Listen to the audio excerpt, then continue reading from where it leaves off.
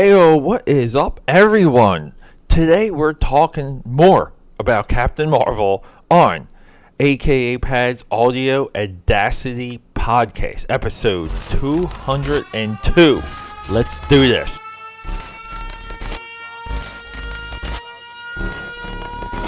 So, for all of the mothers out there, happy Mother's Day. I know I'm a solid day late. But I just gotta do it. I got Happy Mother's Day, and just talking to you right now about this and saying it, I'm just calculating the amount of work that I'm behind on, just when it comes to my Instagram sketches, because I haven't drawn anything yet for Star Wars Day, May 4th. I haven't done anything for Mother's Day. I haven't done anything for X-Men Day, and I'm reaching overload. And I'm immensely behind on YouTube progress. So it's been manic, but we have made further moves for my Indiegogo comic book, and right now, I guess I'll maybe reveal the title for the book. The title for my Indiegogo is going to be called Trial by Fire, and it's based on a old comic that I created when I was in high school in 1996 and 1997.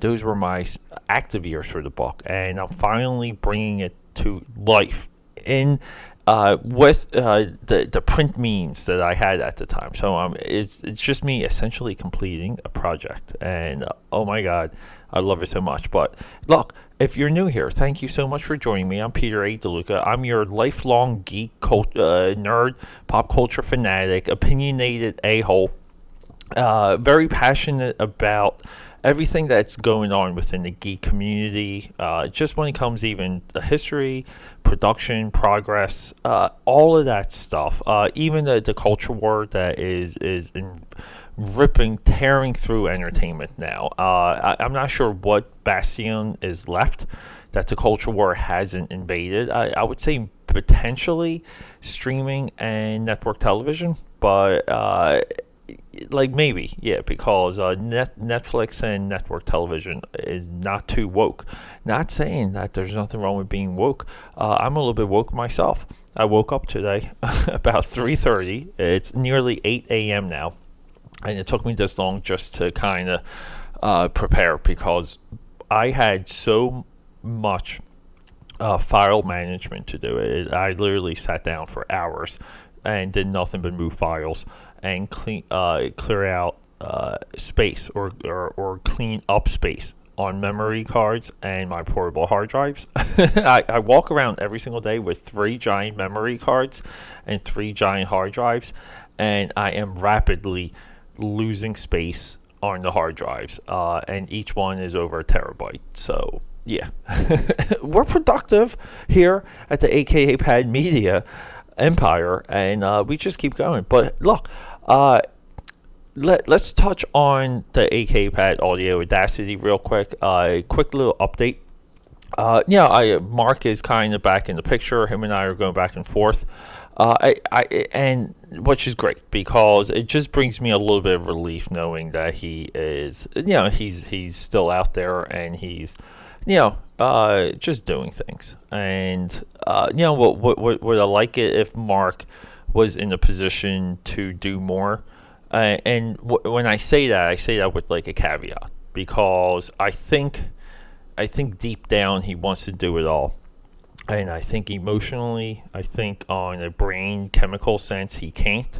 And I believe in life restraints, he can't. And hey, look, we all have adversity, we all have trouble. It's not like I don't have sympathy for that. But I believe I also have the fix. And the fix sometimes is to tough it up and to do things. That's all you gotta do. If you don't like your weight, go to the gym. If you don't like what you're eating, buy a salad, and make that decision right away. Don't wait for some life event. Don't say, oh, I'm going to start after Thanksgiving. No, you start now. You want to be smarter? Bookstores, boom. There's nothing cheaper than a book, and there's nothing more satisfying than reading one. So, with that being said, I haven't branched out to any other contributors yet, because the AKAPAD Audio Audacity podcast I'm still formulating it. I still just want to hit the ground running, I'm trying to hit the ground running, and I'm just trying to figure out some of the angles for this, some of the definition. But I'm liking it already. I'm liking it now. I've been doing so much work on my website at akapad.com, making the previous Dream Warrior episodes searchable and organizing them and tagging them so that they would populate within searches.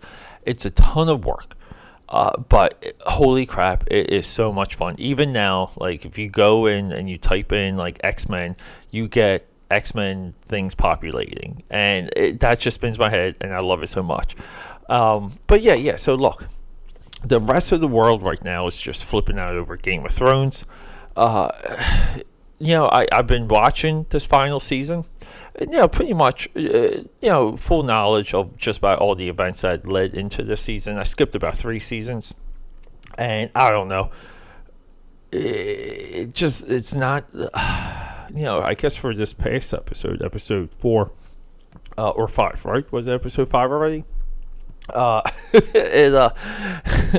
The bell has rung for me. I mean, it just is not very entertaining. And I'm watching this, and I'm just saying to myself, I just rather watch the Lord of the Ring movies at any point, especially if they're the extended cuts, because I adore every frame of the extended cuts. They just fire my imagination whenever they're on. It's always been the case with Lord of the Rings, and I don't think that's ever going to change. Predictions for how GOT and Game of Thrones is going to wrap up. Okay, no one is going to get the throne. I've been saying this for a little bit now. No one's going to get the throne. So there, it's on record, and that potentially might be my next YouTube video. So anyone that listens, that's your sneak preview. And this is why we subscribe to me on all platforms, on Twitter, Instagram, Facebook, everywhere, YouTube. Just search AKAPad, I come up. On Instagram, it's AKAPad13, which is more drawing focus. And for any artists out there, I put a lot of tips out there for you to pick up. So that's your podcast, that's your Game of Thrones, and that's a little bit of your Peter updates. But getting back to Captain Marvel, and why am I spending so much time? I did about three or four YouTube videos on Captain Marvel. I just did the previous podcast, episode 201, on Captain Marvel. And I'm talking again because, some of these things keep changing, and I'm at a rhythm where I talk about things when they sit for a little. I am not subscribed to the reactionary content machine that is everyone else, because I don't view that as sustainable, and I don't view that as long term, because your boy here, aka Pad, I am in this game for a long time. I mean, come on, we got 200 episodes deep on this boy. So there's been some backlash on some of these communities within communities now.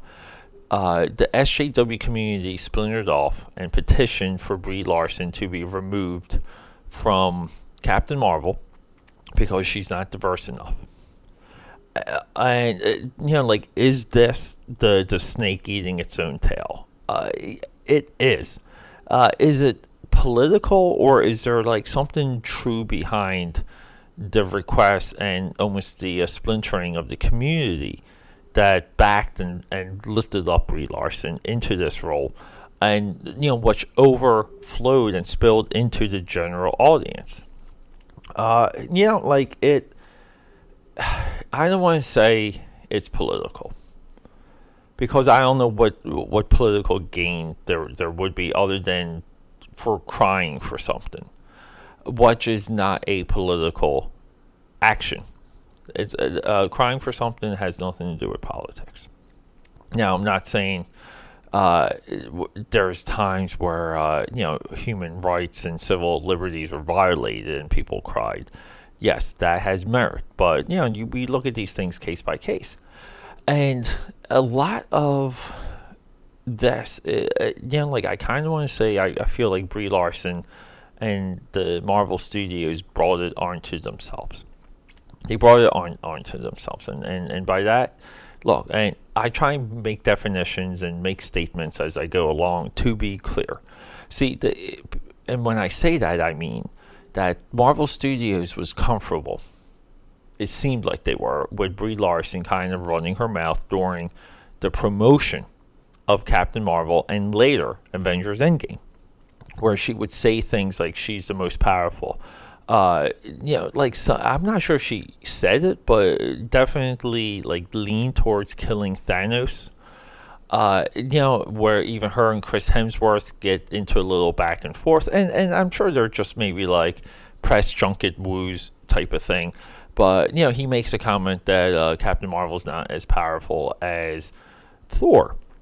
And based on the movies, that is 100% true. Thor is easily the most powerful on the battlefield. I feel like in Avengers Endgame, they depowered even the 2014 Thanos that came back through time. They depowered that version of Thanos. So the people will have a chance because, again, based on what we know of Thanos' power from the first scene in Avengers Infinity War, it's like he is all powerful, he is nearly godlike, and he has the wisdom of such. And I'm telling you, that's really why Thanos is a inspirational character within comics, and I would say within Infinity War, through and through, because he, at his core, he seeked knowledge, and that knowledge transformed him. And I just feel like that's a life lesson we can all walk away with. We always have a book. We always have a lecture, an audio book. Now, audiobooks are so accessible today, okay? It's unbelievable. But we have all these things that are resources that can open up knowledge for us. And it doesn't mean we become that. We seek knowledge because there's a path that we're on, and it can lead to other things, and that's what we pursue. We don't pursue the pun intended, the end game. We pursue and maintain the journey, and we expect the journey to deliver us to a destination. This is why the Thanos character always resonated. His standout for me is always going to be Thanos' quest. This was a 2-issue prestige miniseries that came out during his appearances in Silver Surfer, leading into the Infinity War 6-issue miniseries, or Infinity Gauntlet 6-issue miniseries. So you kind of had a Marvel Cosmic in the 90s. You had to juggle. Like, it was essentially Silver Surfer, but you kind of had to juggle this miniseries, what was happening in Silver Surfer, and any other supplemental book that came out, because even at the time, they were building up Thanos, and they were building up even Adam Warlock by releasing reprints and Warlock miniseries. So there was a lot to juggle, but there was no prime avenue to release everything, and Marvel was just going with the wave, and but for whatever reason, and I don't know the logistics behind it, but this Thanos story didn't end up in Silver Surfer. It ended up as its own thing.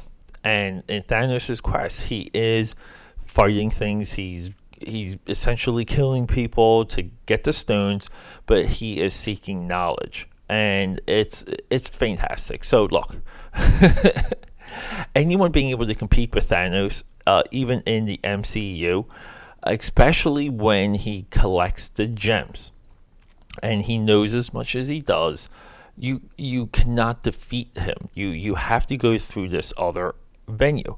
So that was like a lot of the initial backlash when Brie Larson started to run her mouth and kind of make statements, and the Russo brothers weren't very helpful, and Kevin Feige wasn't really helpful on the power level, and it literally drove people nuts, because people just didn't want her to come in as like a last minute knockout punch for Thanos. People wanted to see Thanos defeated, and I hate to say it, I think a lot of what would have worked better than silly time travel is that if Thanos was defeated through knowledge rather than through might and through fight.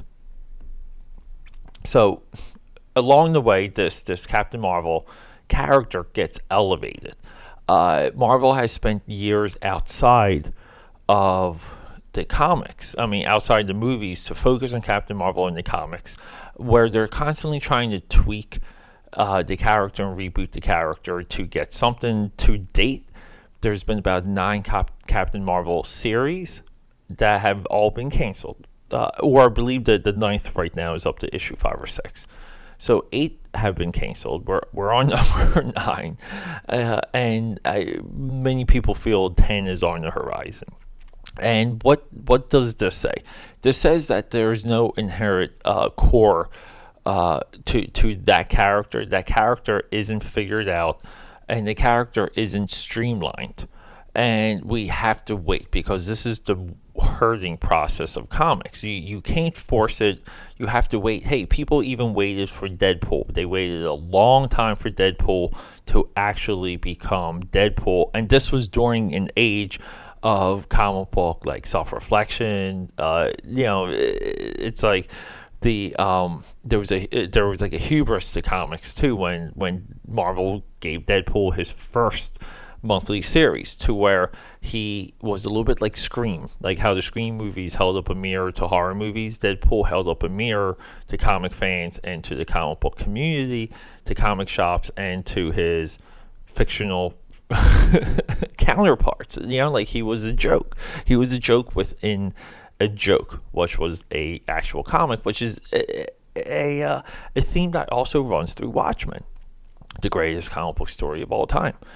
So, like Wolverine wasn't Wolverine when he premiered. Venom wasn't really Venom. And these things take time. If you look at Venom's miniseries runs, even his Toonami manga, miniseries or monthly. The first time he got a monthly was in the early 2000s. It's just weird. It's like they tried to do like a John Carpenter's The Thing with Venom. It just didn't work.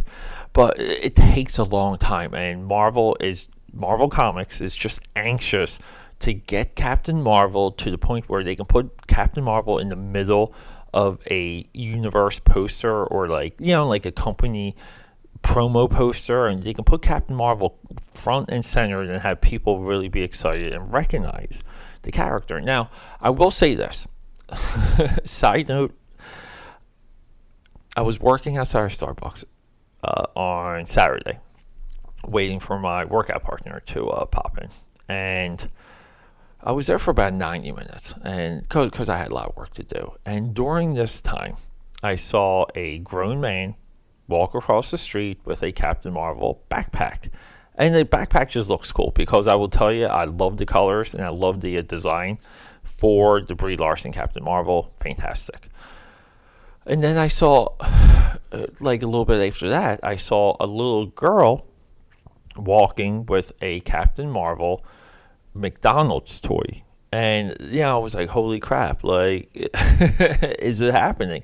Am I off? I 100% very well could be off on the way I'm reading this. Is Captain Marvel hitting on everything but the comics? I would agree with that. I would say yes. But is it critical for Captain Marvel to have success within the comics? I would also say yes to that. And I get Marvel trying to sell a product and trying to say things, but they never really did this for Guardians of the Galaxy. Guardians of the Galaxy really never had a stain in comic book series. It's just really, people just aren't interested in Guardians as a comic series, as even with the movies. They're just not.